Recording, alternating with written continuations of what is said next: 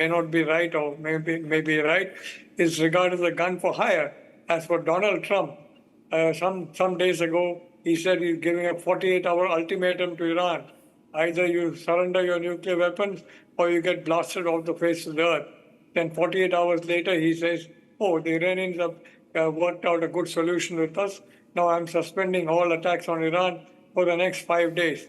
Then immediately he sends thousands and thousands of troops, including 1,000 airborne troops, to the region for presumably attacking Iran. And then the very next hour he says, well, we already won the war. The war is already won. Now, Arnab, you can make any sense out of all this. Then, no, Professor Nalapat, Professor Nalapat, even Papua New Guinea can put out a tweet. Even Papua New Guinea can put out a tweet. Even Venezuela can put out a tweet saying we are ready to mediate. Why do you want to do this dalali? Listen to me, when nobody is... See, I'll tell you, Iran and Israel has not validated your offer. Nobody is validating. Why did you have to go public with it, Raja, with such confidence? And I find it laughable the way the Pakistani media has been jumping at it. They are validating it. It's only your media who's validating it. That is obviously talking about. Who's validating it? You know, on 23rd March, Hassan Ahmadian, a respected professor at the University of Tehran, said that Trump is using, Vice President, they have agreed, but to the right person, and to them, right person is the Vice President. I'm talking about you. I'm talking about you. Jared Kushner is Jewish, and they don't want to talk to someone who's from the Zionists. No, listen, I'll tell you. Please, General Bakshi, I want you to come in very specifically focused on this mediation issue out here, right? I find it impossible to believe that there is a country that believes that putting out a tweet is becoming a mediator. I don't know whether to laugh or to cry, Shumela, at you guys. That's the whole world, Arnab. That's your problem. You cannot impose your views to anyone. But who are you? Shumela, who has told you to mediate? Who are you to ask us? But Shumela, who has told you to mediate? आपकी क्या औकात है पूछने की? आपकी औकात क्या है पूछने की पाकिस्तान से कि कौन हो? आप कौन हैं? You need a mediator with Afghanistan? आपका अच्छा है ना? अफगानिस्तान के टॉपिक अलग है, वो हमें पता है हम क्या अलग नहीं है. Asim Muni knows very well. Asim Muni knows very well how to treat Afghanistan, how to treat India, and he can meditate between Iran, inshallah. And you will see. आपको तकलीफ होती है जब आप चौधरी नहीं बन पाते किसी चीज में. सारा प्रॉब्लम ये. See, आपको चौधरी बनने की इतनी पड़ी है, मगर कोई बताए तो आपको चौधरी बनने को किसने कहा? Listen. I'll tell. No. Please tell me. Give me some proof. अभी आपने announcement कर दी है, Shumela. You can't pull back. General Bakshi. The point is now they are pulling back. They are saying we did not claim. You will see. तो आप आप मुझे please wait and watch. You are desperate on this. आप मुझे ये समझाएं. पाकिस्तान में तो एक मिनट, जनरल बख्शी कुछ पूछ रहे हैं. 1 मिनट, शुमेला. चल रहा है वहाँ ईरान पाकिस्तान के बीच आप करा रहे हैं. आपका जहाज क्यों रोका है IRGC ने? आज हिंदुस्तान के जहाज तो बड़े आराम से वहां से निकल रहे हैं. हमारे गैस टैंकर बड़े आराम से निकल रहे हैं. आपका जहाज क्यों रोका आज? ऑयल को लेकर आप मुझे ये समझा दीजिए ना. पाकिस्तान को तकलीफ नहीं है पेट्रोल और ऑयल को लेकर. पाकिस्तान परेशान नहीं जितना हिंदुस्तान परेशान है. उनका रूट के लिए आपका टैंकर क्यों रोका ना? I am asking you a specific question. और फिर मैं आपको, अगर आप नहीं दे सकती उसका जवाब, मैं आपको बताऊंगा अगर आप सुनेंगी. आप जो दिखाना चाहते हैं उसका नहीं हो रहा है कुछ भी. जब से प्रोग्राम शुरू होता है, एंड होता है, तो आप लोग एक ही एजेंडा के साथ चल रहे होते हैं अपने, बजाय इसके कि एक रिस्पॉन्सिबल मीडिया के तौर पे आप लोग काम करें इस इलाके में, इस खित्ते में. आप उल्टा प्रोपेगेंडा मीडिया के सिवा कुछ बात नहीं करते हैं. हर चीज को रॉन्ग वे से पोर्ट्रे करना, this is the habit of India. देखिए, वो जो चौधरी बनने का शौक आप लोगों का, मैंने आपको बड़े धीरे से सुना. थोड़ा मेरे को भी सुन लीजिए. कल राजा साहब को मैंने बताया था कि साहब एक चीज का ख्याल रखना, डोनाल्ड ट्रंप जब भी पीस टॉक्स की बात करते हैं वो लड़ाई की तैयारी कर रहे होते हैं। करेक्ट। मैंने समझाया था राजा साहब को, वो लड़ाई की तैयारी कर रहे होते हैं। 2 बार उन्होंने ईरान के पीठ में छुरा घोंपा है टॉक्स का मुद्दा उठाकर। थोड़ा सा केयरफुल रहिए कि ईरान बहुत बुरी तरह से आपको मिसअंडरस्टैंड करेगा अगर उसको लगेगा कि आप अमेरिकन डिसेप्शन प्लानिंग में उसका support No, no, no. The point is आप that चाहते हैं कि ईरान तीसरी बार Raja, just wait. Let General Bakshi complete. Raja.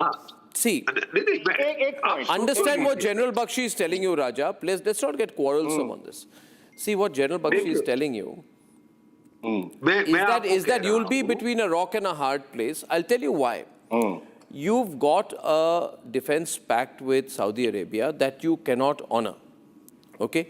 Because obviously you don't want to upset, you don't beyond the point of time, you cannot send your forces, allow me to complete, to defend Saudi Arabia vis-a-vis Iran.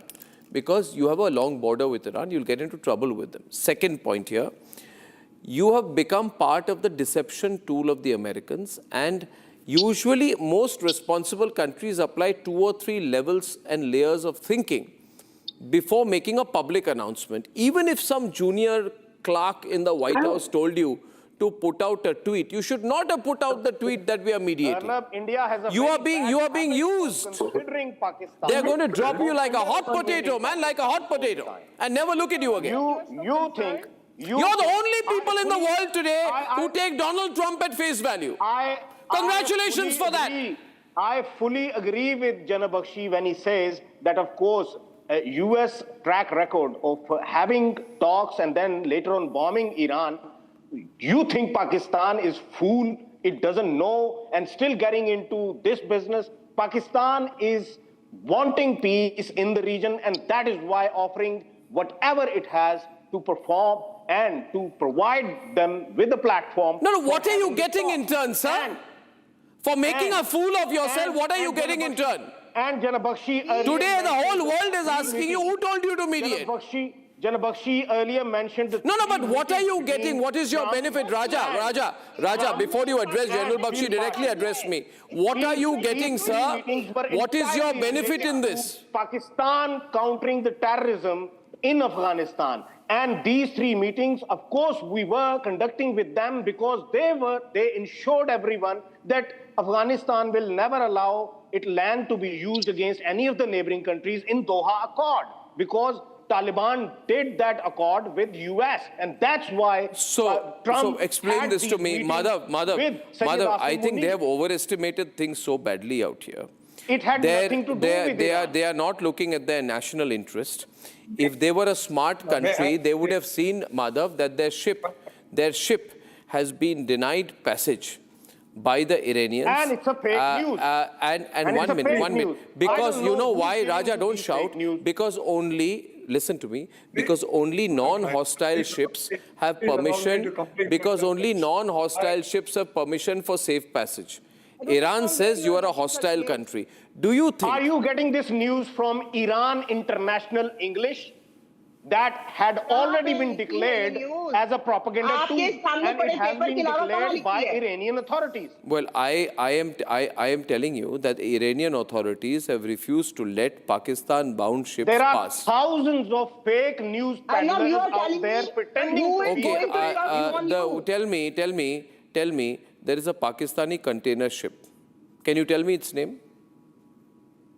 Karachi. No, you have the news. I'll tell you the name of the ship. It's called Selen.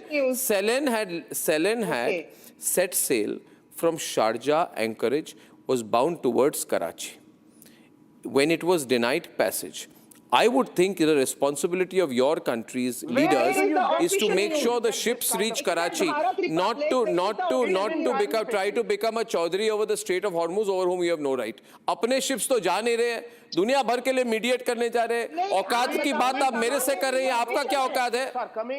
And you are not being able to let your own ships pass. कहाँ पे लिखी हुई official news कहाँ है? ये आपके सामने पड़े पेपर के अलावा कहाँ है? अब आप जो भी बोलते रहे, do you think people are going to trust on you? Wow.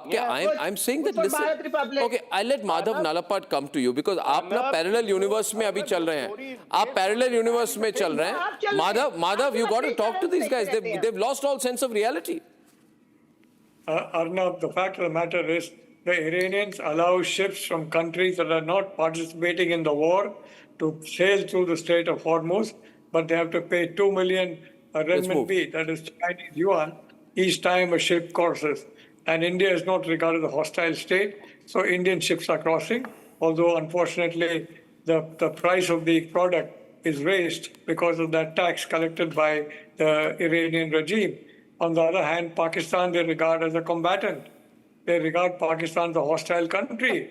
And for that reason, they deny passage to Pakistani ships while giving passage for India. This kind of naiveness from the educated people Pakistan of is a India. hostile country. Pakistan has used this territory so many times Where is the against so official many news? countries. Do they have any lost official count. release?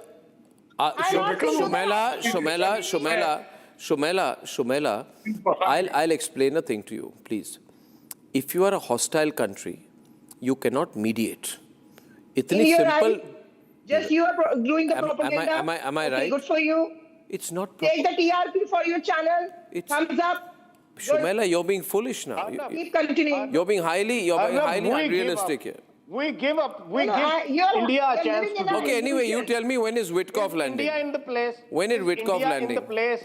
When is अच्छा, Witkoff India, landing? exactly. ready to India do की it. situation है. When is आपके Witkoff जहाज landing? गुजर रहे हैं, बकौल आपके. As you're saying that You आपके जहाज said गुजर रहे हैं, तो आप Witkoff is communication- landing today. Peace करवानी है ना आपके reply. Raja? What is your latest information now? Iranians are not accepting him. Oh, Iranians are not accepting him as a negotiator. so you from told the West Witkoff side. to come without checking with the Iranians? Yes, there was a news yesterday that he is of coming. course.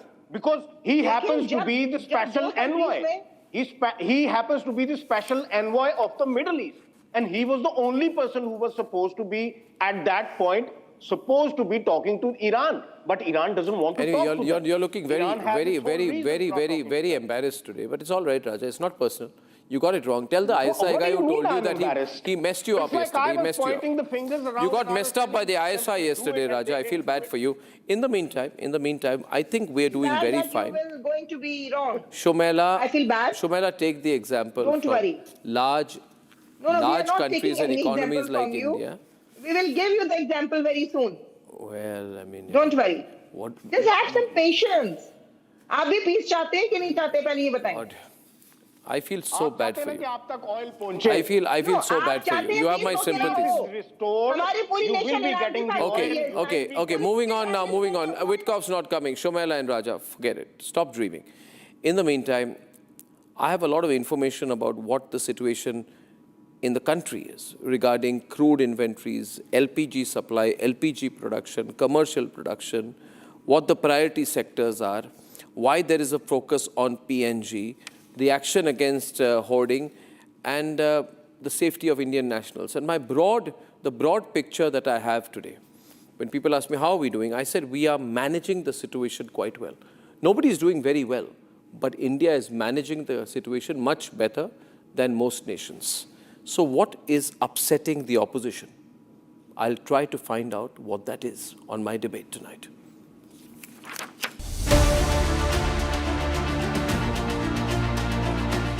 A long line of vehicles queuing up outside petrol pumps. These are visuals from Hyderabad this morning. Congress government in Telangana admits there is panic. Approximately 200 LPG cylinders illegally stored in a godown in Bengaluru. A minister's name dropped by the officials who were raiding. Again, Karnataka is a Congress-ruled state. Madam ನಾನು ನಿಮ್ಗೆ ಏನು ಹೇಳಿದೆ ನಿಮ್ಮನ್ನ ಯಾಕೆ ಬೈದೆ ಹೇಳ್ರಿ ನಾನು ಯಾಕೆ ಅಷ್ಟೊಂದ ಕಷ್ಟಪಟ್ಬಿಟ್ಟು ಬಿಟ್ಬಿಡು ಅಂತಷ್ಟು ಹೆಂಗೆ ಬಿಟ್ಬಿಡೋಕ್ಕಾಗತ್ತೆ ಮೇಡಮ್ ಇಷ್ಟ ಮಾತಾಡೋದು ಯಾರು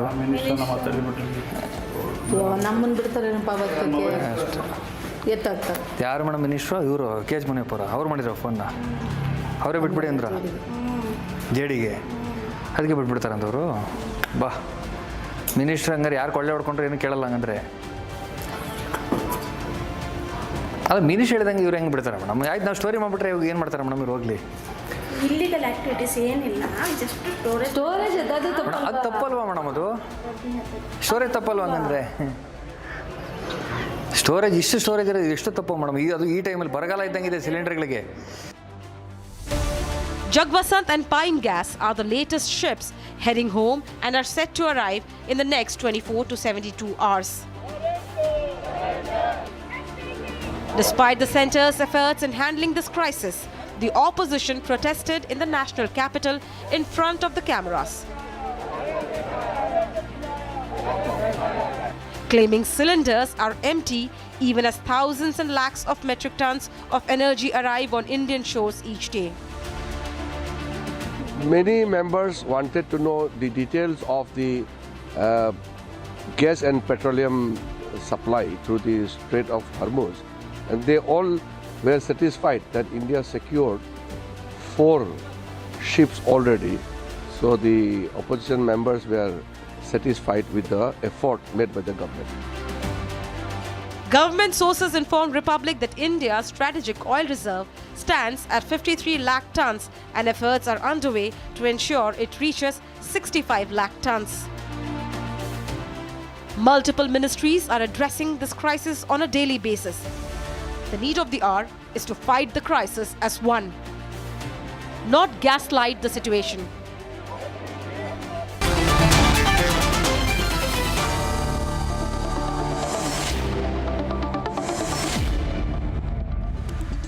You know, I would say if you're not part of the solution, then you are part of the problem. Abbas Haider, Samajwadi Party leader Abdul Rahman was caught illegally stockpiling 55 LPG cylinders in his premises. Has Akhilesh thrown him out of the party? Arnab, he was never part of the Samajwadi Party, and I believe that, this is a total fake news, and such fake news should not be propagated in any way. And Abdul Rehan is not a member of the Samajwadi Party in Hapur, Uttar Pradesh? No, he was not a leader or worker of Samajwadi Party, as far as we know. No, what do you mean, as far as we know? There were links with the Bharatiya Janata Party of this person who has been, and I believe the strictest action should be taken against any such person who is doing any illegal activity in any part of the country. And we will strongly support the government if any action is taken against a person who has taken law in his or her hand. You don't appear very happy today, Piyush, that things are going very well, right? No, Piyush, let me go to one Piyush next. See, all refineries operating at high capacity with adequate crude inventories. There are, Piyush, unlike what you people predicted, sufficient and more than sufficient stocks of petrol and diesel being maintained.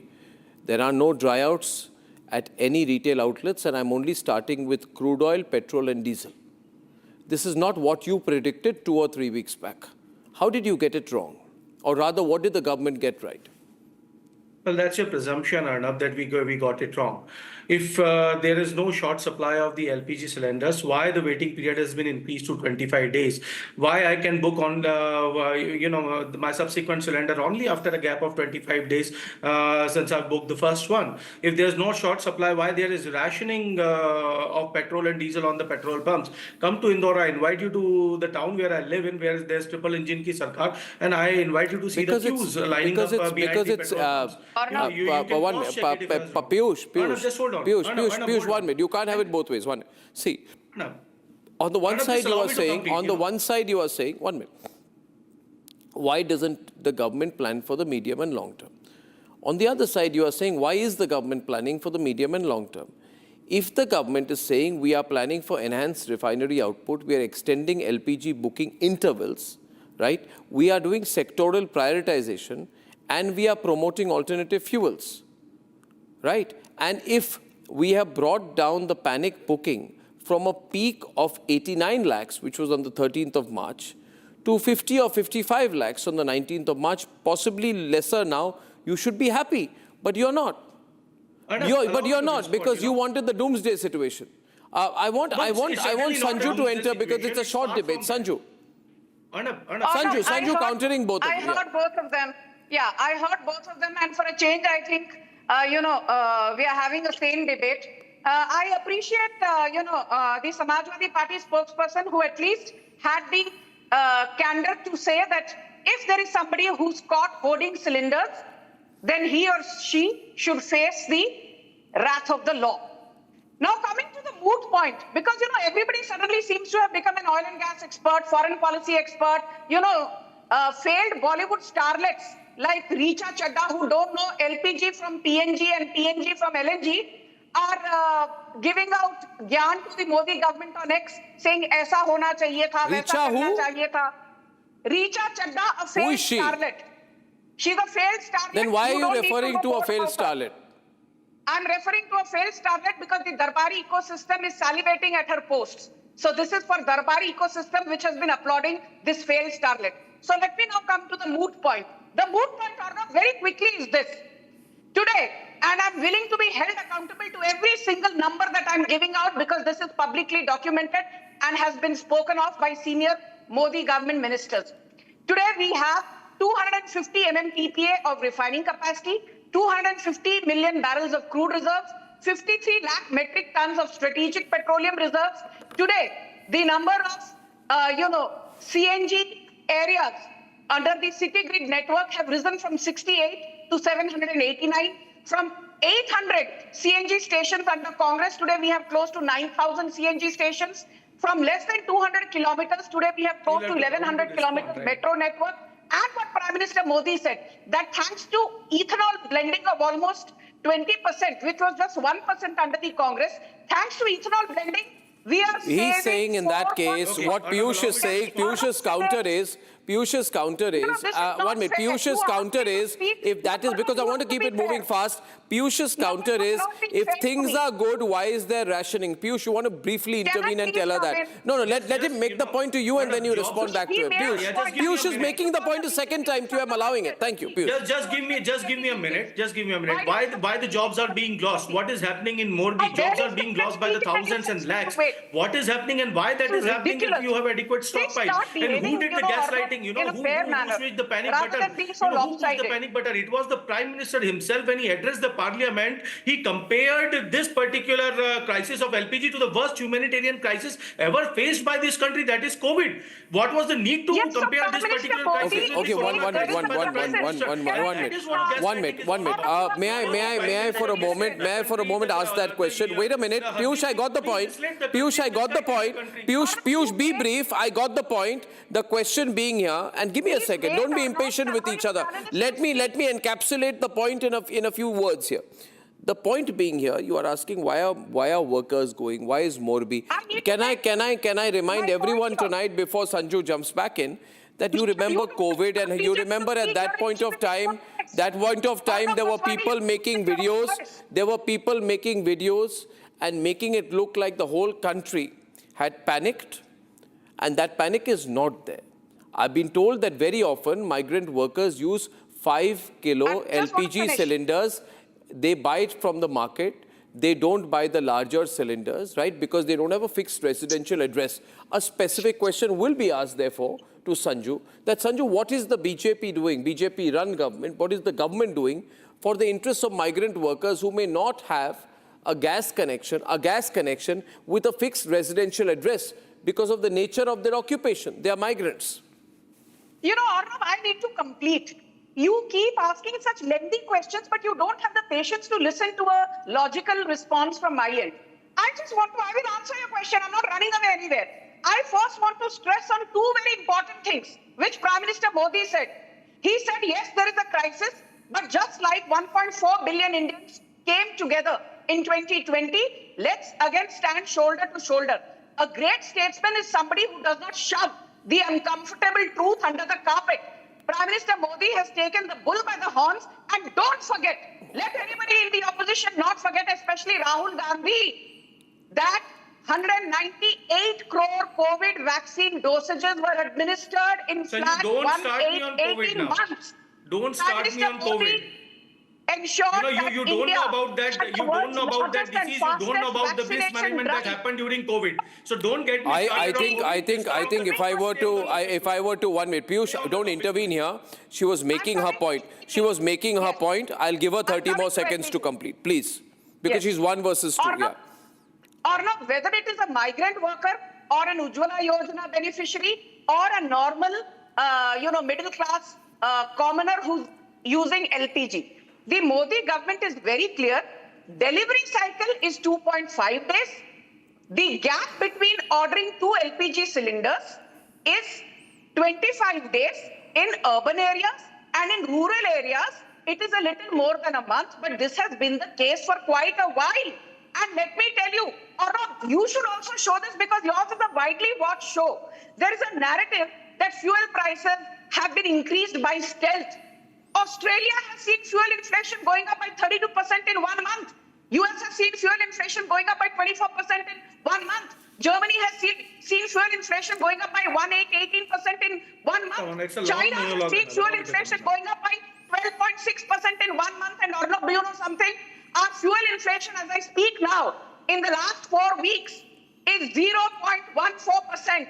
By and large, Modi government has ensured that fuel prices are scaled. Why you did not reduce the fuel price, Sanju? I think we need to Piyush now. Piyush, 1 minute. Can I change the speech? Piyush for a moment. What we seem to have forgotten here is that, as the head of the International Energy Agency, IEA, has said, this ongoing crisis is the biggest threat to global energy security in the history of the world, warning that more oil has been simultaneously taken off the market than during 1973 and 1979 combined. And yet people like you believe, Abbas, that we should not be affected at all. I mean, well, this is you're being thoroughly opportunistic when you do so. Please understand, it goes beyond. Now I'll say something. This goes beyond price hikes, shortages, and rationing. The implications go beyond immediate shortages. Even if the Strait of Hormuz is to open up immediately, which it won't, even if the Strait of Hormuz opens up immediately, reports warn that restoring normal energy flows will take weeks or months, while repairing damaged infrastructure might take years. I expect any responsible political party to be with the country at this stage, not against the country's interests. You're going against the country's interests. You're being opportunistic, Abbas. One thing, Arnab, we have always believed that the national interest is much above party politics. And Sanjuji, 1 minute. And we'll support every constructive step of the government. But that does not mean that we will not demand accountability from the government. The question here is, in the all-party meeting, it was informed that the energy production, the LPG production for that matter, is increased from 28% to 60%. That is a very good step. I would welcome that. But at the same time, the question comes that why was our long-term energy security ignored? Why this step was not taken earlier? However, the crisis was, everybody could predict that. It was coming, all of us knew about it. No, please don't interrupt me. 35 gigawatts when Prime Minister Modi took charge. You have increased energy production, so why were you waiting for? Were you waiting for a global conflict to come up to wake you up? The global conflict has waked you up. That is the question. See, if you please don't, again, 1 minute. If you were in South Korea, Abbas, be intelligent out here. Abbas, be intelligent and not opportunistic. In South Korea, Sanju May, in South Korea, authorities have asked households to limit water usage and to operate washing machine only on weekends. I can tell you one thing. In South Korea, however, if this was to happen in India, if this was to happen in India, the opposition would be on the streets. The opposition would be on the streets. In South Korea, their opposition is not like ours. They are not being opportunistic like you're being right now. Better preparedness and prevent future. Is the opposition in South Korea telling their country to have been better prepared for Khomeini's killing? Did you anticipate it? Did you have insider knowledge? that we will welcome, Philippines we'll support has any adopted a constructive Absurd. step by the government, but that does not mean that we'll not ask for accountability from the government. That is our duty.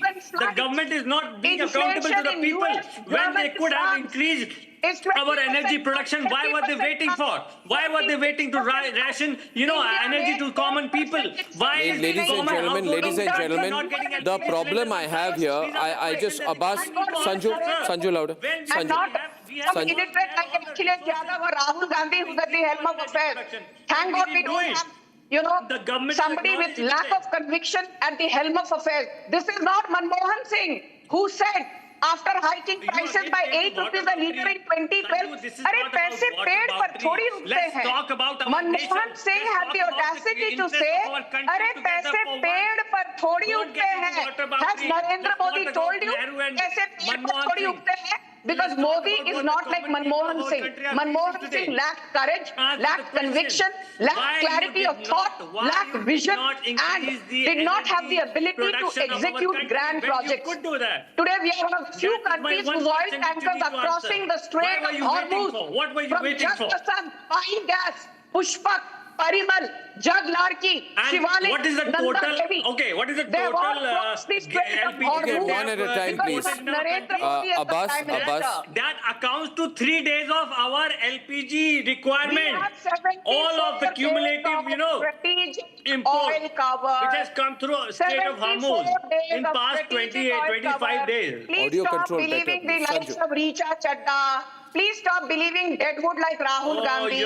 Please what stop is this? believing Piyush, the Piyush What is on the right. this? Piyush on the right. system which is your alliance If you One partner. versus two, Piyush on the Please right. stop believing If you have any Bollywood sensible answer, gimmick just come with who that. don't Can I- allow me to LPG go? No, from BS. Piyush, can I just step in for a moment, please? Please, 1 minute, please. See, I think that Japan, I'll just give an example of a few countries. Japan has been releasing oil from its national reserves this week, right? Philippines has declared a national energy emergency, has a reduced 4-day working week to save electricity. Thailand has told state agencies to work from home to begin curbing demand for fuel, right? Bangladesh, which relies on imports for 95% of energy needs, has imposed fuel caps and even turned off light displays for Eid celebrations. And if you're closer home, Nepal has begun rationing cooking gas. Sri Lanka has declared Wednesdays as public holidays. I want to know, in no country, Piyush, no country, none of these countries, the opposition is behaving Why? like you are behaving because Why? Let me explain because why. they don't blame their governments for killing Khomeini. No. Just You blame let our me tell government you for why killing we are behaving Khomeini. the way we are. I mean, Arnab, I got your you're being question. very, very selfish here. People I don't got your forget these question. things. Let me just respond. Ask why we are Kejriwal to behaving the issue a way we are. statement supporting the government. Because in all these countries, the Kejriwal do government is during not. COVID? Sanju, please, I did not interrupt you. Sanju, have some patience to listen to me.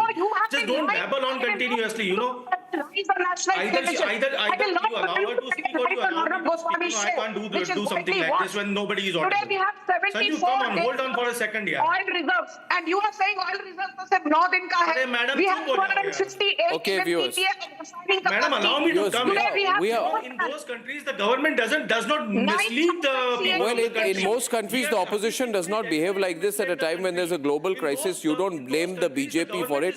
This is beyond all understanding, ladies and gentlemen. I still request all of you to stay united and come together. I'll go into a break, and when I come back, looking at the present situation tonight, Marines have reached the Gulf.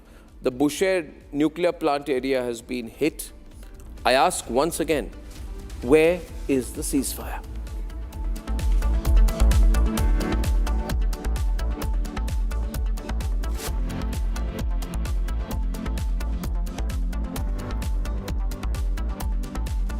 Time for a quick breather. Arnab will be right back with the debate. Powered by Century Ply Club Prime. रहो बेफिक्र. जब अपना कोई move किसी को move करता है ना यार, फील आ जाती है. भाई तू अपना है, तेरा सफर मुझे भी करना है. तूने प्रूव कर दिखाया यार, anybody can dream.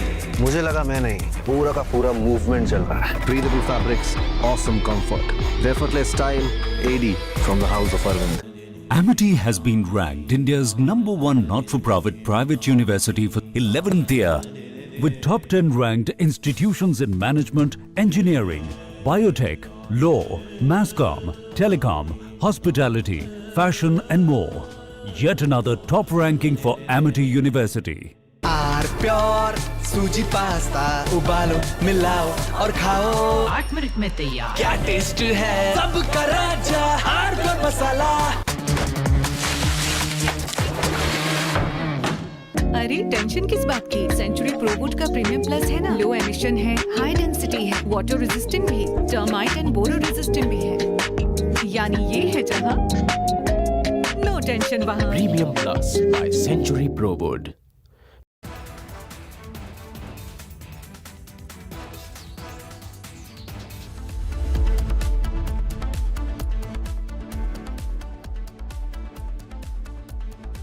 Powered by Century Ply Club Prime. रहो बेफिक्र। जब अपना कोई मूव किसी को मूव करता है ना यार, फील आ जाती है। भाई तू अपना है, तेरा सफर मुझे भी करना है। तूने प्रूव कर दिखाया यार, anybody can dream। मुझे लगा मैं नहीं, पूरा का पूरा मूवमेंट चल रहा है। Breathable fabrics, awesome comfort, effortless style, AD from the house of Arvind। अरे टेंशन किस बात की? सेंचुरी प्रोवुड का प्रीमियम प्लस है ना, लो एमिशन है, हाई डेंसिटी है, वाटर रेजिस्टेंट भी, टर्माइट एंड बोरो रेजिस्टेंट भी है। यानी ये है जहां नो टेंशन वहां। Premium plus by Century प्रोवुड।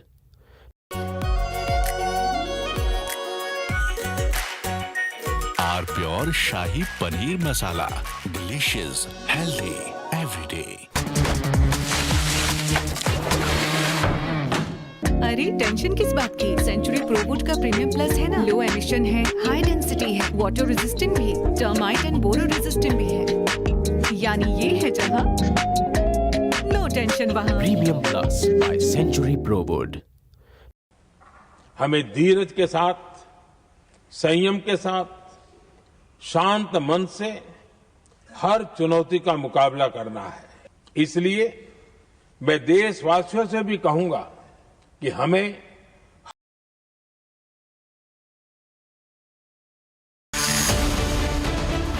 War escalation or ceasefire?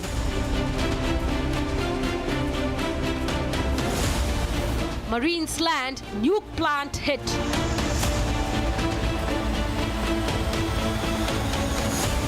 Debating tonight at 9 p.m. Presented by Amity University, ranked amongst the top 3% universities globally. Powered by RP Sanjeev Goenka Group, growing legacies since 1820. Century Premium Plus. Jaguar Bath and Light. Co-powered by UTI Mutual Fund, Haq, Ek Behatar Zindagi Ka. TVS N-Torq 150, India's first 150cc hyper sport scooter. Muthoot Finance Gold Loan. सोना क्या नहीं कर सकता?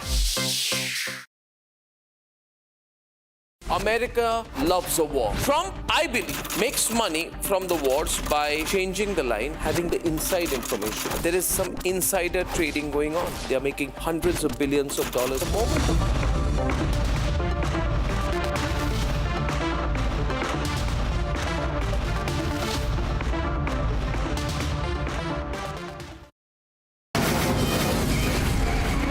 From the Republic Media Network headquarters, it's time for Arnab Goswami on The Debate.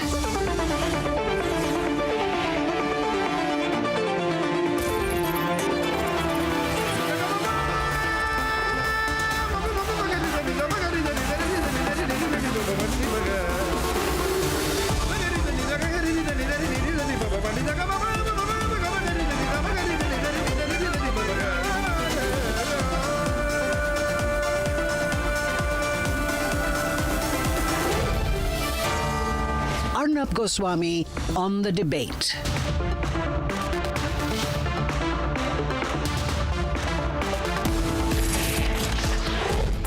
Absolutely sure sign that Trump has got it all wrong is when he starts blaming his own defense secretary, the wet-gelled Pete Hegseth, Ladies and gentlemen, at a round table in Memphis, which was going on, Trump sat next to his own defense secretary, his own appointee, Pete Hegseth, and in front of cameras and reporters said something which absolutely looked like he was putting all the blame, the entire blame, on Pete Hegseth. He said, Pete, you were the one. It was your idea. You said, let's do it. Ladies and gentlemen, leaders take the onus on themselves. And here's a man who's realized he's messed up so badly, he's got no exit option. The Iranians are not giving him an off-ramp. He's riding a tiger he can't get off, so he's decided to tell the tiger to go attack Pete Hegseth. This is a cowardly move by the President of the United States. This is what he said. Run the clip, please. I called Pete, I called General Kane, I called a lot of our great people. We have great people, and I said, let's talk. We got a problem in the Middle East. We have a country known as Iran that for 47 years has been just a purveyor of terror, and they're very close to having a nuclear weapon. We can keep going and get that 50,000 up to 55 and 60 is no end. Or we can take a stop and make a little journey into the Middle East and eliminate a big problem. And Pete, I think you were the first one to speak up. And you said, let's do it, because you can't let them have a nuclear weapon. That's as clear as Pete, you were the one. It was your idea, he says. Now, ladies and gentlemen, depending on who is in the administration of the Trump government, who you asked on any single day, they say this was a war to end 47 years of the Iranian regime. But now, is there a solution? My view is, as of this minute, there is an unbridgeable gap between the United States and Iran. All these diplomats, these diplomatic types who talk about an off-ramp, back channel, etc., this, that, have got it all wrong. Look at the actual terms on the table and ask yourself whether there is any middle ground here. One, the US has apparently sent a 15-point proposal. Conditions include dismantling of UN's nuclear capabilities, a ban on uranium enrichment on Iranian territory, handing over the stockpile of highly enriched uranium to the IAEA, abandoning all regional proxy activity, opening up the Strait of Hormuz, and limiting Iran's missile capability, both in terms of range and quantity. Iran is not going to accept any one of these, not one of these 6 or 7 options or proposals which the US has given. What does Iran want? Iran has put 7 demands, and none of these will be accepted by the US. Iran has asked US to close all military bases in the Gulf, lift all sanctions imposed, pay war reparations, which is absolutely not going to happen, say that we are going to agree to a missile program of Iran with no limits, end all Israeli strikes on the Hezbollah, start new rules for the Strait of Hormuz, giving them superpower status in the Middle East, and give a written promise that war will not restart. Now, there is no negotiating room between the two. The only hope people are having is that both sides are actually very tired, and out of fatigue, if nothing else, they're going to give in. But ladies and gentlemen, for that also, there needed to have been a pause. I want to show you 8 visuals tonight, 8 visuals to prove there has been no pause. There has never been a pause in this. Visual number 1, March 25th, Dimona nuclear power plant, which was hit. Ladies and gentlemen, the visuals show, you see this, smoke rising over the Rotem industrial zone close to Dimona after an Iranian missile hit. March 25th, the IDF said airstrikes in Tehran have been completed. These are the visuals of that. Ladies and gentlemen, multiple infrastructure targets which were hit. March 25th, Iran fires coastal cruise missiles targeting the Abraham Lincoln aircraft carrier. Not too long back, they're keeping a watch. Where is the pause as I show you these visuals? Visual 4 tonight, airstrike on Western Iraq military clinic, which kills 7 troops. This is in a site belonging to Iraq's Shiite Popular Mobilization Forces, or PMF. Where is the ceasefire, I asked tonight on Republic? March 25th, Iran released a video of the 80th wave of Operation True Promise 4. Where is the pause? We ask here on Republic. Visual number 6, March 25th, Israeli Air Force targeting 2 sites involved in the production of the naval cruise missiles in Tehran. Visual number 7, where is the ceasefire tonight? Where is the pause? March 24th, Iran's Bushehr nuclear power plant hit by Israel. Visual showing dark plumes of smoke rising after the strike. And finally, yes, I have visual 8 as well. Iran launching missiles towards Israel. This is Iranian state TV releasing the footage. Ladies and gentlemen, where is the pause? You have to have blindfold on and not watch any of these visuals to start believing that there is a pause. It's only sections of the Western media which has lost all credibility in the last few days which still insist there is something called a pause. Now, here is the part of the story that nobody in Washington wants you to see.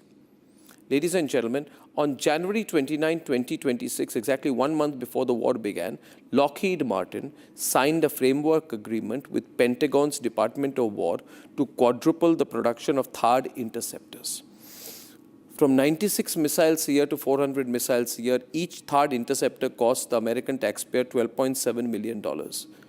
Ladies and gentlemen, this was on January 29th. The war technically began on February 28th. Everything is about making money on the stock markets. It's about the stock prices of these defense companies. Basically, ladies and gentlemen, if you want to know what's happening in the war, ask Lockheed Martin, not Pete Exit. Lockheed Martin's, since the beginning of 2026, their share price has gone up by 30-40%. Ladies and gentlemen, numbers don't lie. I'm giving you 5 points tonight. This is war capitalism at another level. 5 points. 1, Pentagon wants $300 billion more for the Iran war. Point number 2, US defense stocks are up 30 to 50% in the last 12 months. Point number 3, earnings in the S&P 500 index are expected to rise 20% in the next 12 months. 4, US oil firms have gained more than 100 billion since the war began. And 580 million bet has been placed just 14 to 15 minutes before Trump's Iran post on Truth Social. Ladies and gentlemen, and therefore you need to look at everything in perspective. If this war continues, the defense war machine in America makes a lot of money. So, it doesn't look to me like there's any de-escalation or ceasefire plan right now, because America continues to beef up its military presence. In fact, the 82nd Airborne Division's 2,000 paratroopers are moving around in the Middle East. Additional military options are being sent by Trump. Trump also deployed another 2,000 Marines from the 31st Expeditionary Unit traveling aboard USS Tripoli. What kind of ceasefire plan is this that requires this level of military mobilization? Secondly, Israel is not part of any dialogue. They have not committed to any dialogue. It's only a pause button apparently on a certain nature of oil infrastructure sites by Americans. Israel is not part of it. So if the peace plan is just a red herring to buy time, then what about the deployments which are taking place? You see, ladies and gentlemen, here is the hint. Trump has spared targeting the Karg Island from where Iran exports 90% of this oil. Is this military buildup aimed at trying to take Karg Island after Friday? I think this weekend is going to be extremely, extremely, extremely important. And that's why the Speaker of the Parliament in Iran has said very clearly, we are closely monitoring all US movements in the region, especially troop deployments, to not test our resolve to defend our land. Even Iran, therefore, as of tonight, is strongly suspecting a possible military ground intervention by America, maybe for Karg Island. Is that the military surprise that Trump was planning? And in response to that, what is the quote-unquote surprise that Iran has in mind? For everybody who did the calculations and told you on Monday that everything's getting fixed, it's all over. It's not. Even if it is to get fixed, which I think there is a strong likelihood of within a April 10th timeline, and that is my own calculated guess, trust me, it's going to get worse before it gets better. It's going to get worse before it gets better. Let's debate.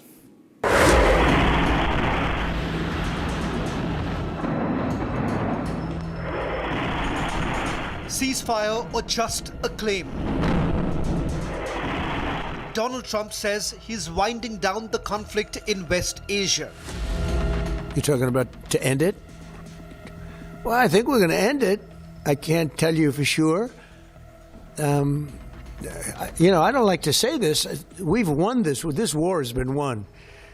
The only one that likes to keep it going is the fake news. I mean, the New York Times, you read the New York Times, it's like we're not winning a war where they have no Navy and they have no Air Force and they have no nothing. And we literally have planes flying over Tehran and other parts of their country.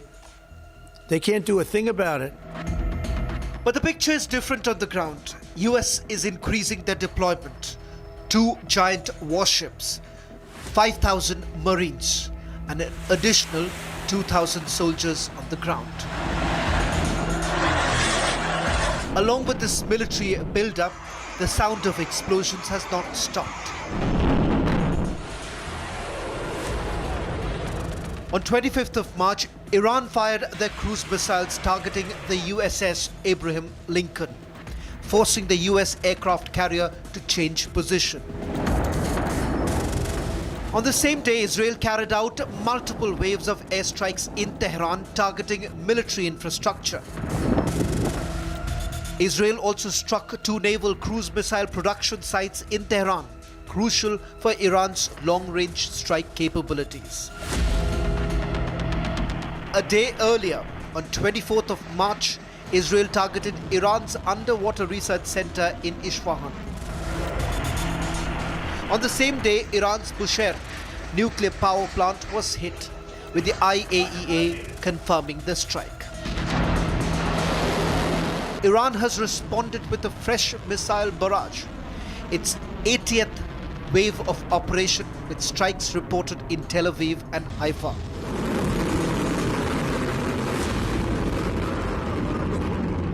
Iran says there are no talks underway, neither direct or indirect. Tehran takes a dig at US, saying they're negotiating amongst themselves. سطح خود درگیری هایتان به مرحله مذاکره خودتان با خودتان رسیده؟ سطح خود درگیری هایتان به مرحله مذاکره خودتان با خودتان رسیده؟ With missiles flying, warships moving and troops deploying, the question remains, where is the ceasefire?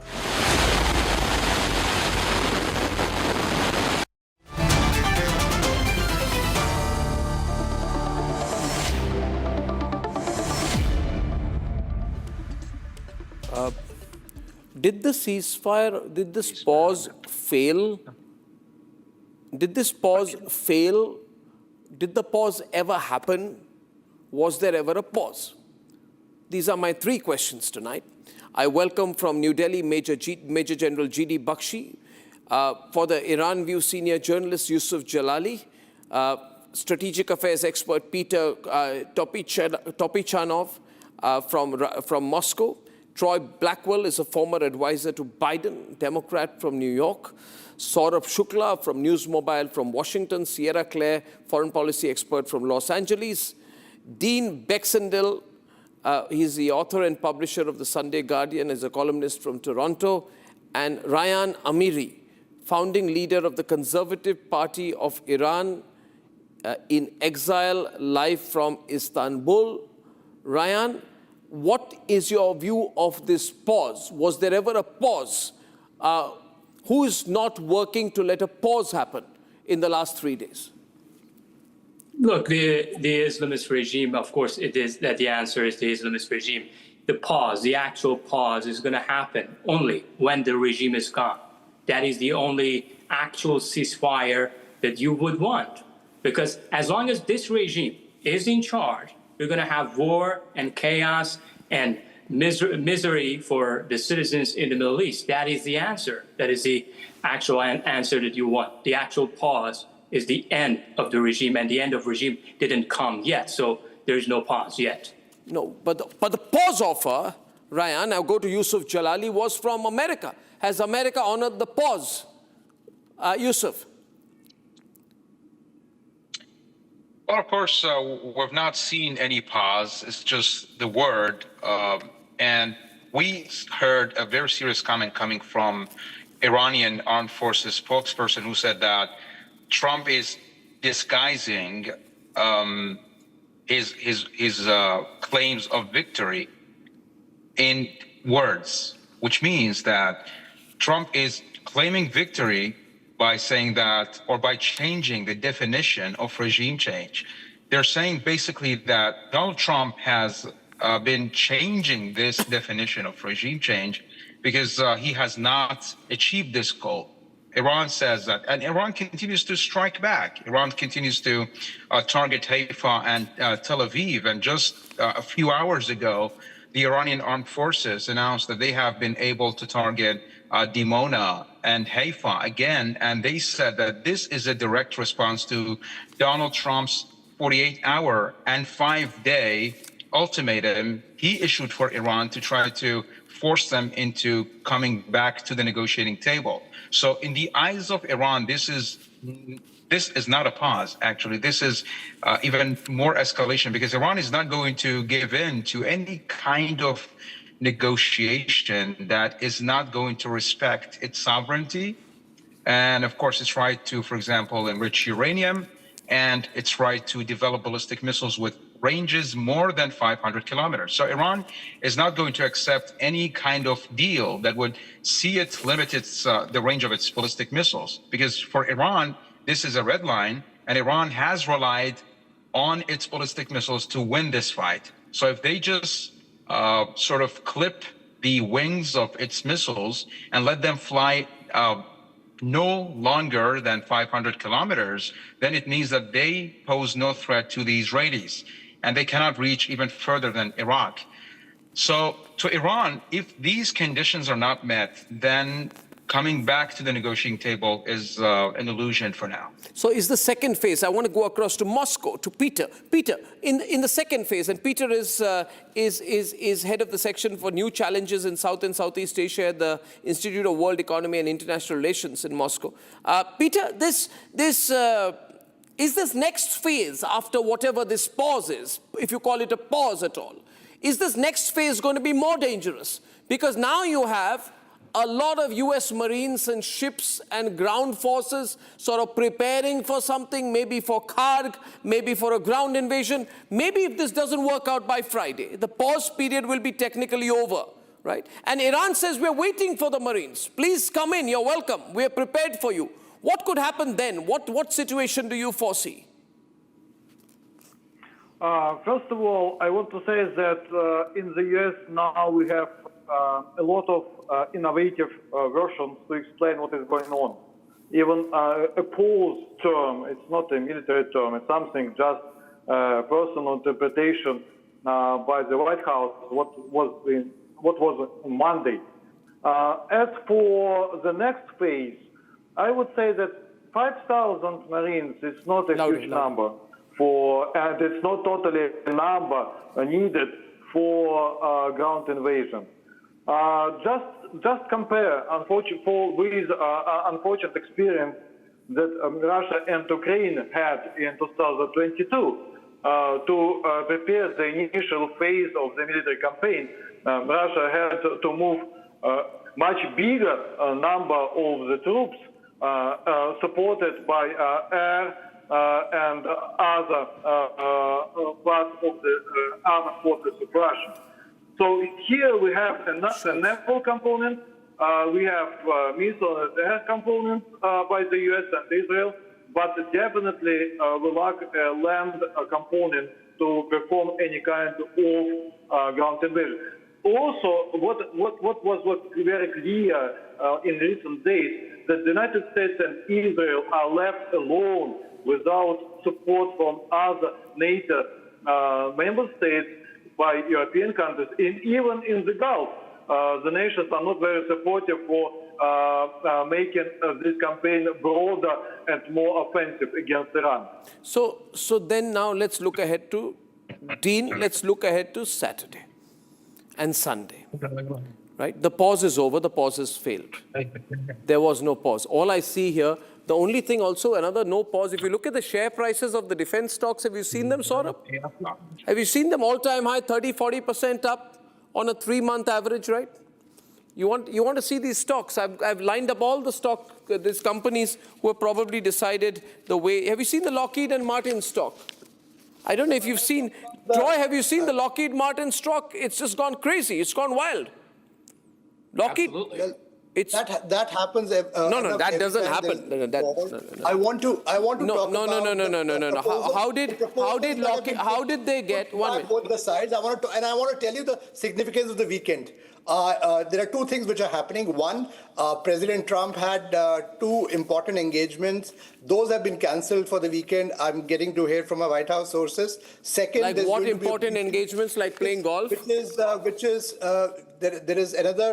a White House briefing which is scheduled just at 1 p.m. today, which wasn't the case earlier. And what's happening is that the proposals that's come to the fore are the maximalist positions. Both sides have put proposal like in any negotiation. The proposal is maximalist. Obviously, the idea is to put the maximum pressure on the other side. I'm an eternal optimist. I still feel that you will see some kind of a solution coming out of this. Obviously, it's a complicated situation. Iran obviously is also bargaining hard, but I can tell you that the back channels are still very active. And as I said yesterday on your show as well, I'm still optimistic that in next 10 days, that's a deadline I have coming from my sources, you will see some kind of a solution coming out. I don't know. Troy, I just got a tweet here. So you're very optimistic. Can I get Troy in? Troy Blackwell. Troy, now Trump is saying that people like you, who are not supporters of his politically, that you are trying to stir up internal chaos in the United States to downplay his achievements in Iran. He has just issued a statement that the radical left... Can I play that soundbite? You want to hear it? Troy, let me play it with Troy on air, everyone on air. Yeah, please play it, yeah. Play it. Again, no audio. Where is it? A lot of big hits today, a lot of big wins today, as you probably have heard militarily. Niranjan, we didn't have the soundbite out there. Can we just come back? Blown to pieces. They're unable to talk to each other. But we've had very strong talks. Mr. Witkoff and Mr. Kushner had them. They went, I would say, perfectly. I would say that if they carry through with that, it'll end that problem, that conflict. And I think it'll end it very, very substantially. We have very much in mind our partners in the Middle East. We've had great relationships with a lot of them, as you know. A lot of them were surprisingly hit, and I was surprised to see it, and so was everyone else. But we have... Okay. So, Troy, is he sounding like a person with a plan? No, he's not sounding like a person with a plan. What we are being asked to do is to not believe our own eyes. And so I'm going back to the president's remarks about chaos. Chaos is saying that there's a ceasefire, but sending 2,000 paratroopers to the Middle East over the weekend. Chaos is having Americans pay $1 more in gas because we are pretty much kneecapping energy for 20% of the world. Chaos is us in a war with no exit strategy and explanation of why we are there. That is what is happening with this president. So to answer your question about chaos and where the president stands, there is no ceasefire. There never was a ceasefire. This all comes down to money, as you mentioned about the stock. What the president is doing is that one day he's saying, okay, we are going hard. We're showing strength in Iran, and the stocks are going down. Then the next day he says, oh, things are great. We're in the middle of a conversation. We're having talks. Stocks are going up. So if you ever want to understand President Trump's playbook, it all goes back to money. It goes back to the stock market, and he's showing us that. So is this something about betting going on here? Sierra, you know, there are also these reports, Sierra and Dean Baxendale, that this is about betting, that Donald Trump's son has invested in a company called Polymarket through a venture capital firm and is now a strategic advisor for Kalshi. And Kalshi and Polymarket are in a legal battle because some states want to ban these prediction markets and betting platforms. The biggest of the lawsuits, by the way, Sierra, comes from Nevada, where the Nevada Gaming Control Board sued and issued enforcement actions against Kalshi and Polymarket, right? There is a restraining order against this company in which Donald Trump Jr. has invested. And, you know, Trump and his administration are backing this company, Kalshi and Polymarket, in a legal battle. So the point I'm trying to make is that there are some things called prediction markets in the US where you can make a lot of money, right? But if the president and the president's own son, Sierra, if the president and the president's own son are invested in these games, right? You know what these companies do, Sierra. They allow participants to buy and sell contracts tied to possible outcome of an event. You can wager on anything, whether who will win the NBA championship to whether who will win between Iran and the United States of America. And there's big volume money that is going on here. So is this become a betting game? I'm just wondering, or is this a conspiracy theory here? Because a lot of people are talking about it, Sierra. Well, as you said, these markets do exist in the United States, but betting on the on military action, you know, has been going on before this whole Iran thing. So if the Trumps wanted to, you know, somehow try to make money off of that using insider information, I mean, they could have been doing that already. So I don't think that this Iran thing is a money-making thing for Trump or for his son. Now, one thing to get clear is that the ceasefire was, President Trump never said we were going to be pausing military action in Iran. He said we're going to be holding off on their electrical grid and other infrastructure because he found somebody that he wanted to negotiate with. And I do believe that President Trump always wants to negotiate if he believes it's possible and, you know, worthwhile. And so that's why you're seeing, you know, everybody's kind of surprised, oh, President Trump wants to back out. No, he's not backing out or backing down.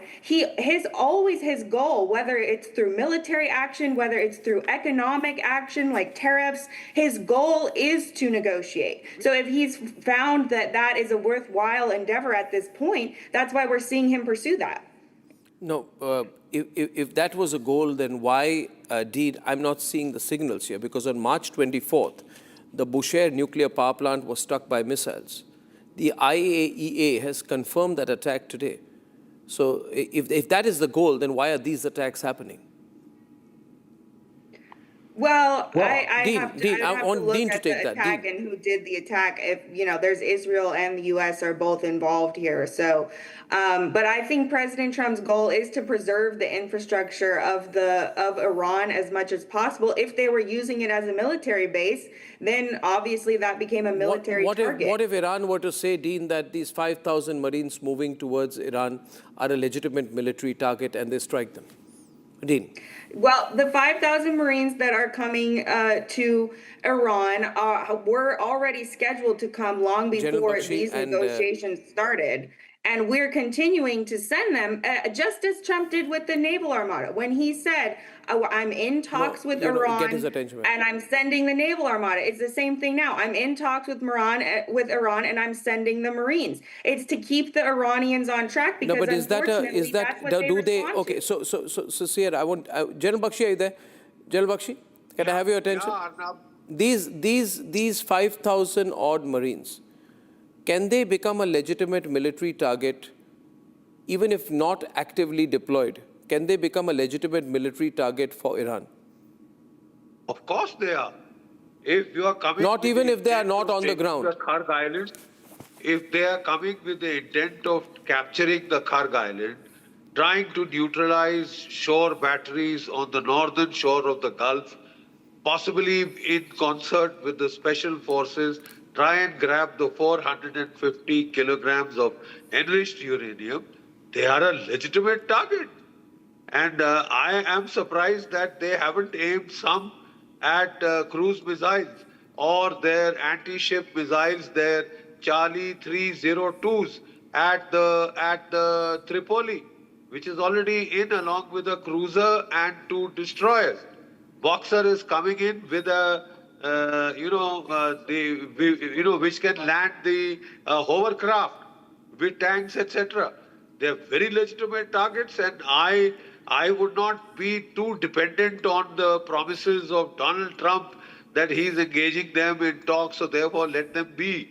Because he asked for 5 days, because 5 days is what it would take for the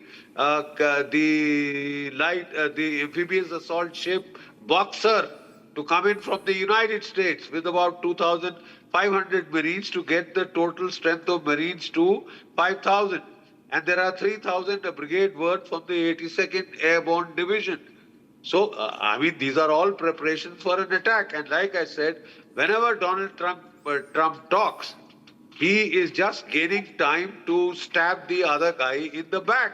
He murdered the Ayatollah and 48 commanders. He had them murdered with the help of Israel under the pretext of talks. So the Iranians have been taken for a royal ride twice. Are they going to do it again? One minute, General Bakshi, one minute. Let me get Dean. Is it dangerous to send the Marines there right now in a situation where there hasn't even been any progress in any backroom negotiations? It's a very hot and hostile situation. It's bad as it is, isn't it, Troy?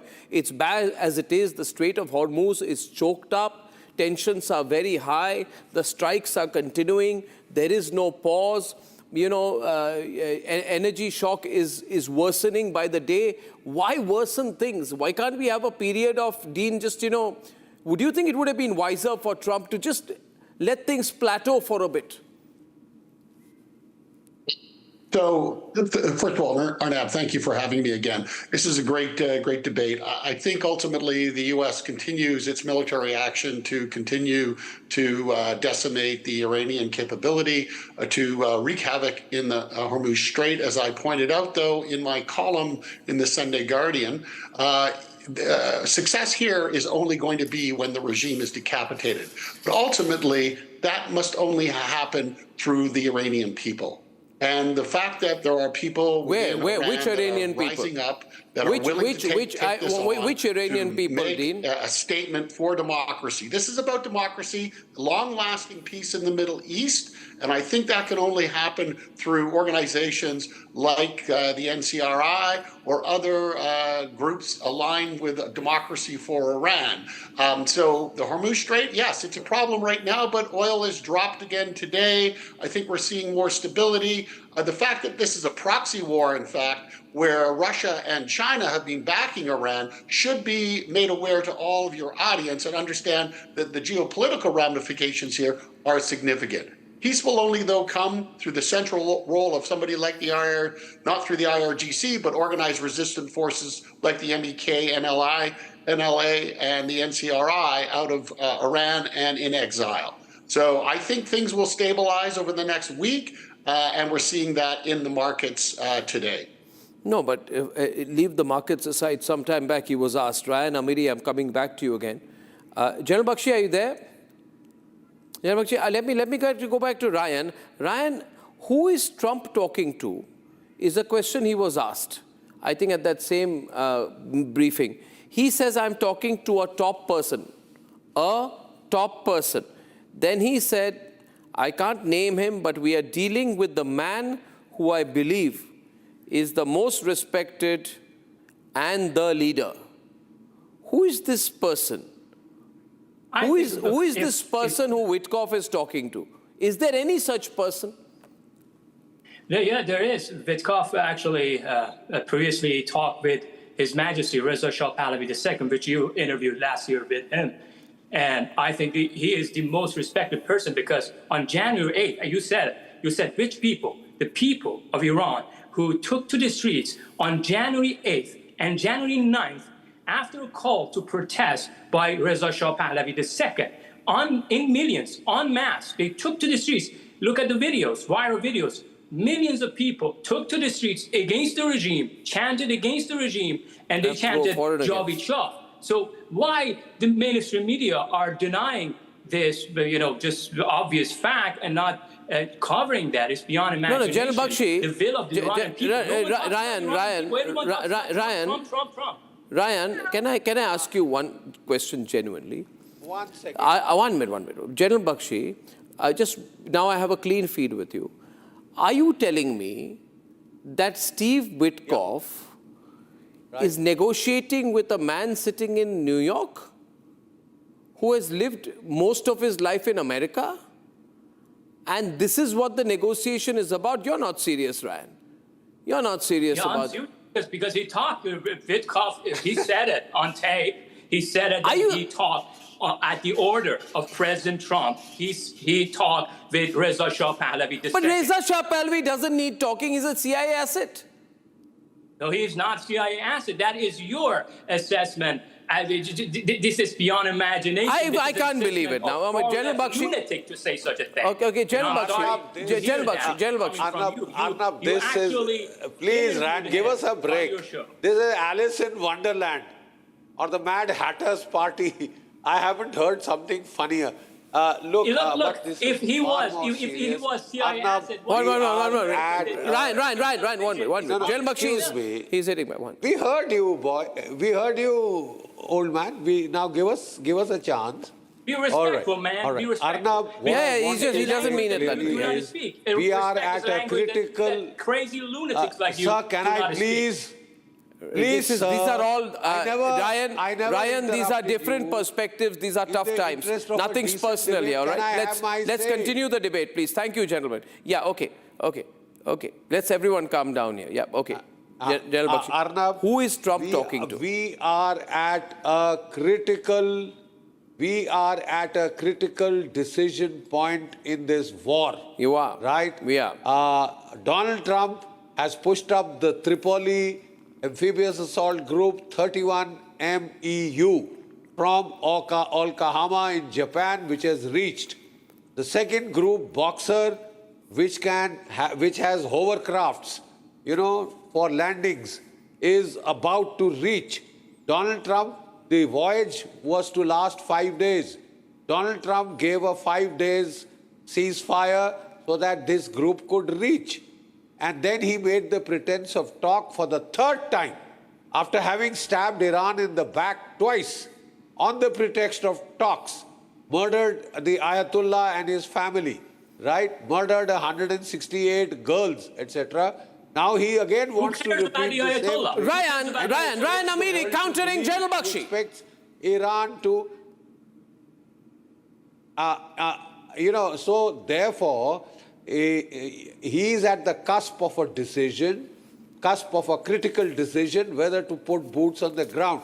Soldiers like me are supposed to talk straight and tell their political masters the exact military implications. If they do not, it means body bags, it means widows, it means orphans. Please listen to me. It means orphans. But, when the Pentagon briefed Donald Trump on this boots on the ground, imbroglio, they told him it is a high-risk, high-payoff mission. Donald forgot all about the high risk. He's gambling on the high payoff. And, this thing was war-gamed, taking the Karg Island in 1988, twice by the United States military. Both times they had lost. This time the Iranian capabilities are of a very high order of magnitude. So my question is, what are we looking to? General Bakshi, General Bakshi, this is somewhere, Troy. 1 minute, General Bakshi, 1 minute. Somewhere. I understand where you're coming from, Ryan, but Americans will be concerned. See, Sierra, you don't want a Pearl Harbor moment out here. It's maybe America's military strategists have taken it too easy by assuming, Sierra and Dean, that you send 5,000 American Marines and they can solve the problems of the world. It's no longer that way. To send these paratroopers out as an additional military option, you have to realize you are putting boots on the ground. What will happen after that? Dean, can anyone predict what will happen after that? Sierra, can you? What will they just hang around? This American Marines, will they just hang around, have a picnic around and do nothing? You see, the longer this goes, Trump will be under pressure to show some muscle. He might end up making a mistake, Sierra. Dean? Well, I do not want to see boots on the ground. And I think President Trump knows that the majority of the American people feel that way. And so I believe that his military strategy, is going to continue to prioritize not putting boots on the ground, and making sure that we're not hanging around there. That's absolutely not the goal, to get in and out of Iran as quickly as possible. No, but, do you predict where this goes? Let's assume a situation. Let's war game this, Dean. An American-class amphibious assault ship travels across the South China Sea, lands near the Strait of Hormuz. It's not going to be easy then saying, go, open the Strait of Hormuz. It's not going to open like that. Iran has a navy. Iran has forces out there. Things can escalate. Things can go nasty. Right, Dean? So I will use a quote from Gandhi here to express, my view here. Nonviolence is a weapon of the strong. It was something that Gandhi, lived by in terms of bringing the people of India together for their struggle for democracy and freedom from the British rule. Britain moved away and created that opportunity. Donald Trump and the Israelis, who have been under attack by this terrorist regime for the better part of 47 years, unfortunately, they do not abide by that.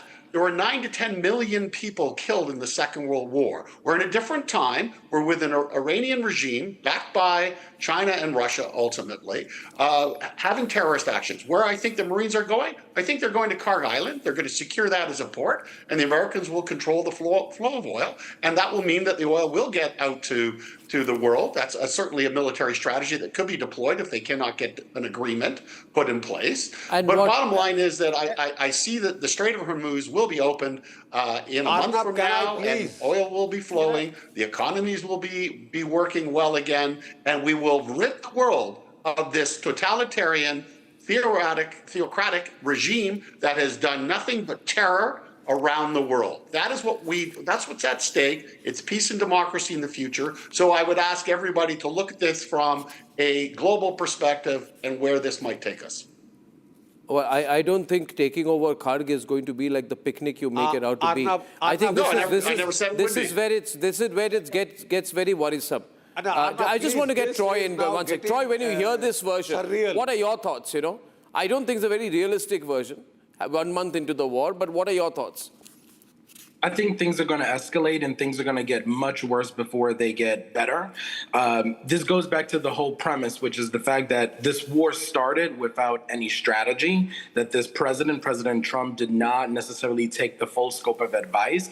There's a reason why other U.S. presidents, both Democrat and Republican, have not been at war with Iran. We understand the challenges that come with being on the ground. Most Americans do not want boots on the ground. Folks are starting to feel that. Folks are concerned about sending our sons and daughters overseas. We're already losing thousands of people in the war. We've already lost 13 U.S. soldiers in the war. And I think personally, the way that the president handled their deaths when they came back and he was saluting them with a campaign hat and then sending fundraising emails afterwards, I think was very distasteful. And so, at the very core of this, we have deeply unserious people at the helm of a serious issue.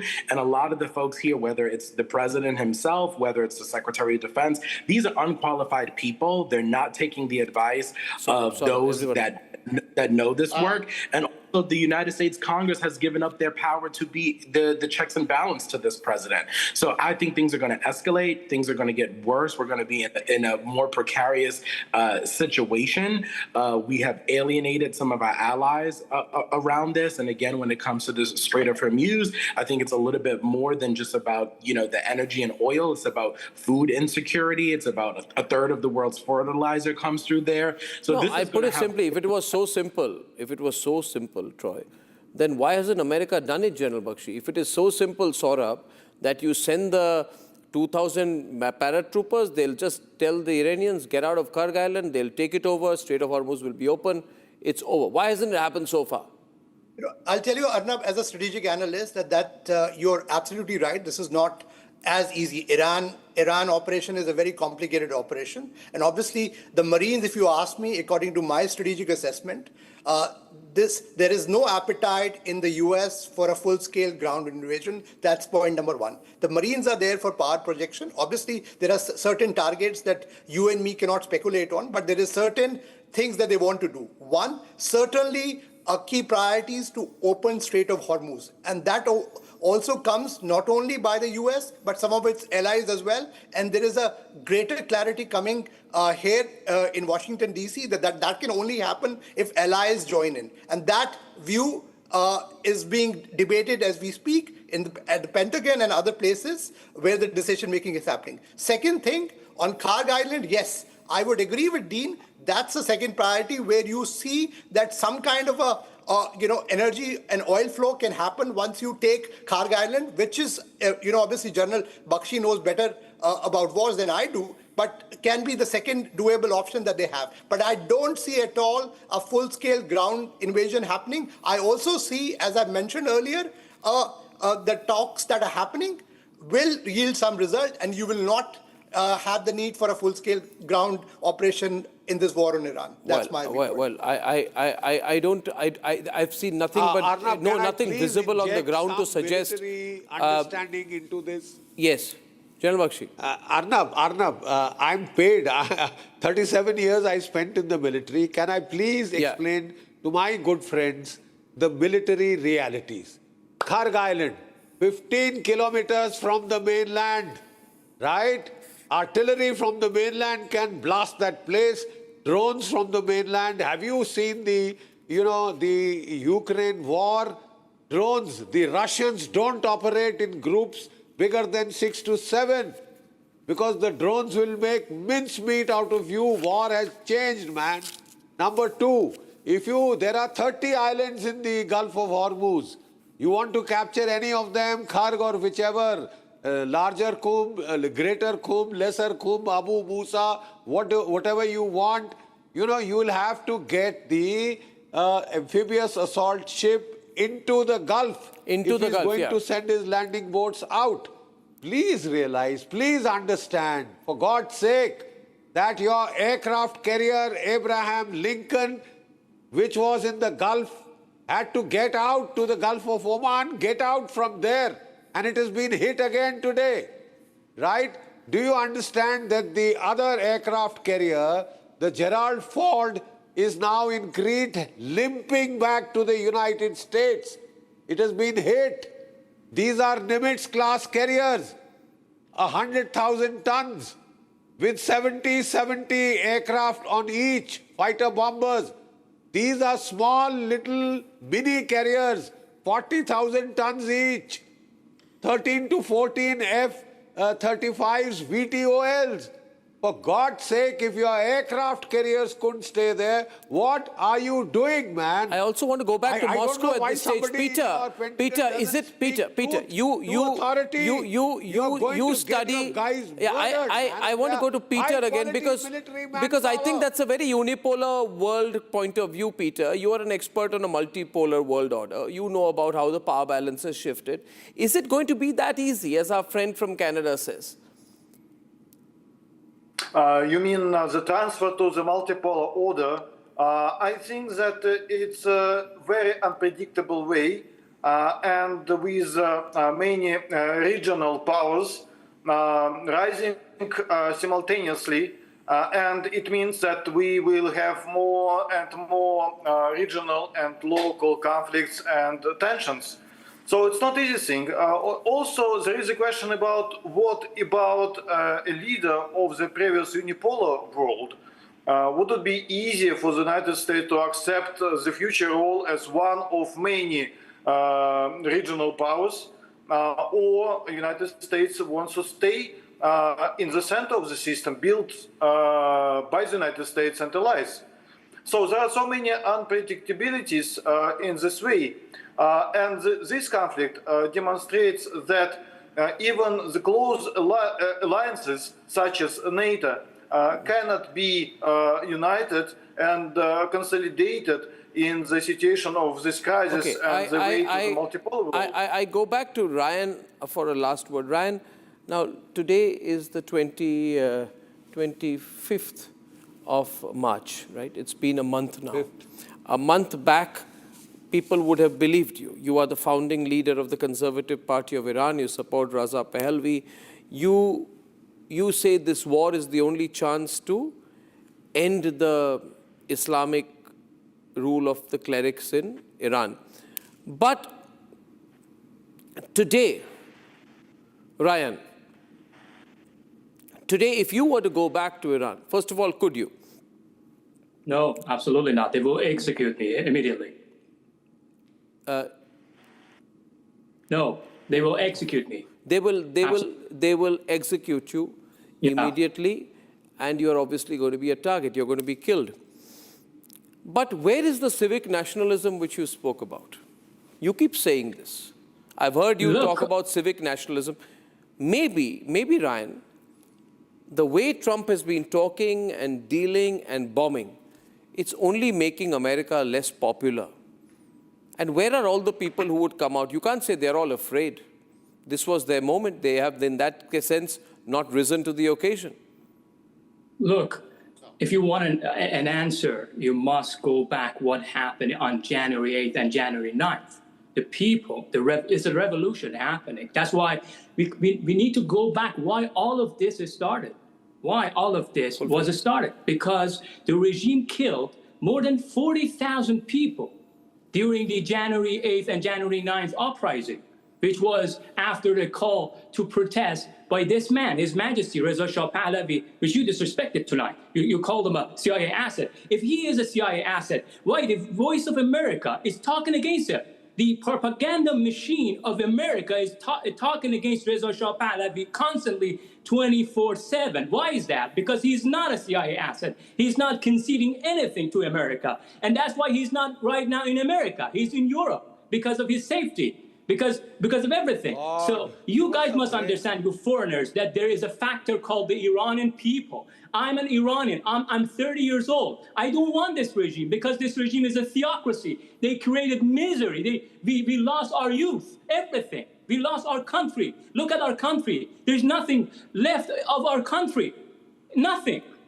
So people came to the streets, they took to the streets, they chanted in favor of this man, His Majesty, en masse. That's on tape, like thousands of videos. You cannot deny that. And also they chanted against the Ayatollah. The Ayatollah killed people en masse, tens of thousands. How you can be worried about why Ayatollah is gone? People celebrated the death of Ayatollah because they don't want a theocracy. Carry out and genocide and mass this old man called the Persian Gulf. He called the Persian Gulf the Gulf of Hormuz. It means he doesn't know anything about Iran. He even doesn't know the name of the Gulf.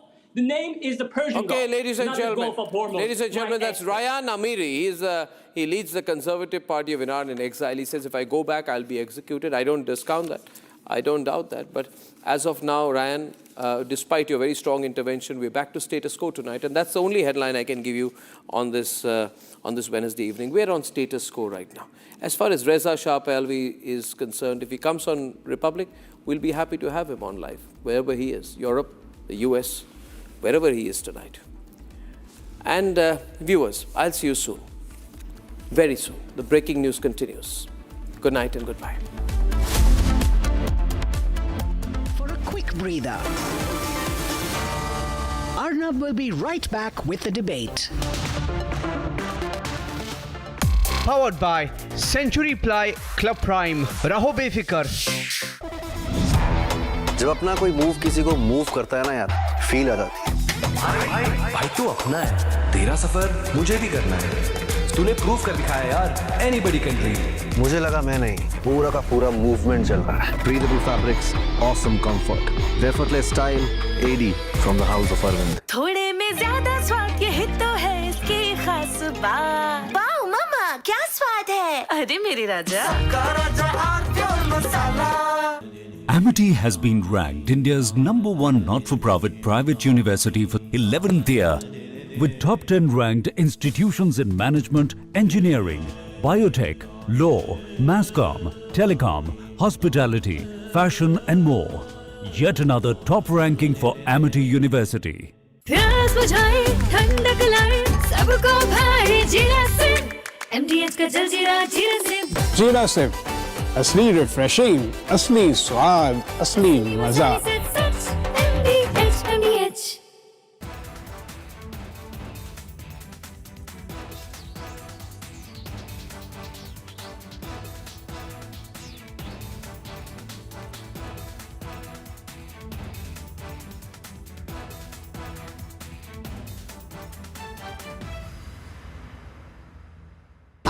Pure सूजी pasta उबालो मिलाओ और खाओ 8 minute में तैयार। क्या test है सबका राजा hardcore मसाला। हमें धीरज के साथ, संयम के साथ, शांत मन से हर चुनौती का मुकाबला करना है। इसलिए मैं देशवासियों से भी कहूंगा कि हमें हर चुनौती के लिए तैयार रहना ही होगा। जैसा कि हम देख रहे हैं कि इस युद्ध को लेकर पल पल में हालात बदल रहे हैं। आदरणीय सभापति जी, ये संकट अलग प्रकार का है और इसके समाधान भी अलग प्रकार से ही तय किए जा रहे हैं। हमें धीरज के साथ, संयम के साथ, शांत मन से हर चुनौती का मुकाबला करना है। आदरणीय सभापति जी, जैसा कि हम देख रहे हैं कि इस युद्ध को लेकर पल पल में हालात बदल रहे हैं। इसलिए मैं देशवासियों से भी कहूंगा कि हमें हर चुनौती के लिए तैयार रहना ही होगा। इस युद्ध के दुष्प्रभाव लंबे समय तक रहने की प्रबल आशंका है, लेकिन मैं देशवासियों को भरोसा देता हूं, सरकार सतर्क है, तत्पर है और पूरी गंभीरता से रणनीति बना रही है, हर निर्णय ले रही है। देश की जनता का हित। Time for a quick breather. Arnab will be right back with the debate. जब अपना कोई मूव किसी को मूव करता है ना यार, फील आ जाती है। भाई तू अपना है, तेरा सफर मुझे भी करना है। तूने प्रूव कर दिखाया यार, एनीबॉडी कैन ड्रीम। मुझे लगा मैं नहीं, पूरा का पूरा मूवमेंट चल रहा है। Breathable fabrics, awesome comfort, effortless style, AD from the house of Arvind. Amity has been ranked India's #1 not-for-profit private university for 11th year, with top 10 ranked institutions in management, engineering, biotech, law, masscom, telecom, hospitality, fashion and more. Yet another top ranking for Amity University. थोड़े में ज्यादा स्वाद, यही तो है इसकी खास बात। वाओ मम्मा, क्या स्वाद है। अरे मेरे राजा, रानी, इस घर में कुछ है जो टूटता नहीं। ये पिलर कभी नहीं टूटेगा। रुंगटा स्टील TMT से बना। रुंगटा नहीं तो घर स्ट्रॉन्ग नहीं। रुंगटा स्टील TMT बार एकदम सॉलिड। चमकी चाट से क्या बना है? सैंडविच, लस्सी और छाछ और हर घूंट में चमकी चाट। अब बताओ, स्वाद आया?